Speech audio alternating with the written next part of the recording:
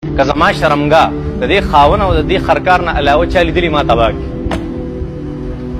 ما تباه کړي. که زما شرمګاه د دې خرکار او د دې خاون نه الله جل شانو له دونه غصه ورله غر اور واغوست.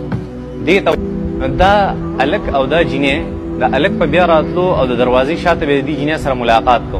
بیا د الک یو ورځ د چابي ولیده، دروازې کلا وکړه. خیر څه ورځې منځ کې تېرې شوې، دا الک او جینۍ به کور کې یو بل سره ملاوېده او دا بدکارۍ کولې.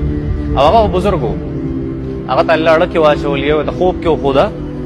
الله جل شانو هغه ته د دې خبرې یو قسم الهام وکړو، پوه یې کړو په خبره. هغه شکي شو، دې ښځې ته یې ویل چې ته ما ته بدکاره ښکارې، تا جوړې بدکاري کړې. هغه ویل نه دا کېدی نه شي، دا نه شي کېدی. هغه ته یې ما ته قسم وخوره، وایي زه چې ځو قسم دپاره غر ته دریاب نه شاته چې کوم غر و هغې ته به لاړ شو. دا ورته ټیک ته سبا به لاړ شو. بزرګ خو لاړو خپل عبادت له.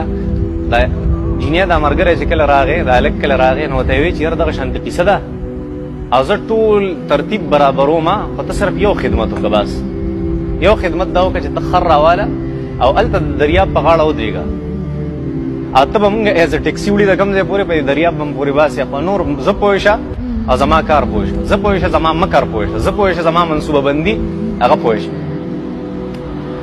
داسې کار وکړو، په سباله باندې دی روان شو چې هغه دریاب ته ورسېده. دې ښځې په ځان څه چل وکړو چې خپې مې کار نه کوي، دماغ مې کار نه کوي، لاس او خپې مې بلکل مړه شوي دي او زه خو نوره نه شم تللی، دریاب خو زه نه شم پورې وتی.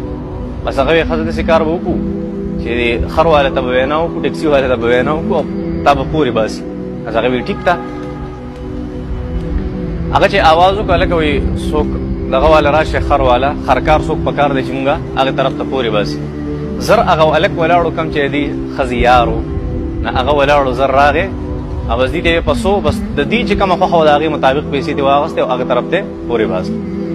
هلته چې کله غر ته مخامخ شو، په دغې غر کې یو کمال و. امام ابن جوزي رحمت الله علیه فرمایي که چا به دروغ وي د دې مخې ته، هغه سړی به سوځېدو، هغه سړی به اور به یې اغوستو په هغه ځای باندې، هغه به سوځېدو.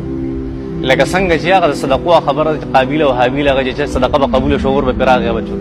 دغه شان که چا به د دې غر مخې ته دروغ وي، هغه به څه کېدو؟ هغه به سوځېدو. اوس دا ښځه راله او دا د خر نه کوزېږي دا غر خوا کې، او په دغه وخت کې خپل لنګ اوس پړدو، او چې را کوزېده ټوله شرمګۍ د خاون هم ولیده او دغې خرکار هم ولیده. شرمګۍ ولې ولیده؟ لنګونه وو که نه، هغې خو ښکاري اوس چې کولاو شي. چې هغې څنګه ولیده، دا ښځه اوس راله، اوس دا قسم خوري د دې غر مخې ته او وایي څه وایي؟ وایي خدایه زه قسم خورمه د دې برکتي غر د مخې که زما شرمګاه د دې خاون او د دې خرکار نه علاوه چا لیدلي ما تباه کړي، ما تباه کړي. که زما شرمګاه د دې خرکار او د دې خاون نه الله جل شانو له دونه غصه ورله غر اور واغوست. دې ته وایي ان کیدکن عظیم، ستاسو مکر هغه ډېر لوی مکر دی. چا ویلو؟ پوتیفار ویلو.